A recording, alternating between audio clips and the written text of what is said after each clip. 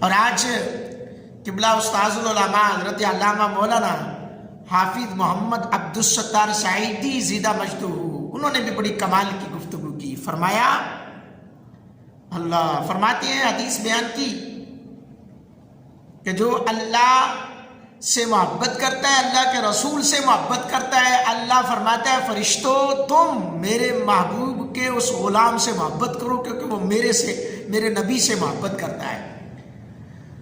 فرشتے اب وہ دنیا میں بیٹھ کر اللہ اور اللہ کے رسول کی صدائیں بلند کرنے والا دنیا میں بیٹھا ہے، اسے پتہ تک نہیں ہے. اس کا نام لے لے کر فرشتے کہتے ہیں لوگوں اے فرشتوں اس بندے سے محبت کرو کیونکہ وہ اللہ اور اس کے رسول سے محبت کرتا ہے. پھر کیا ہے آگے فرمایا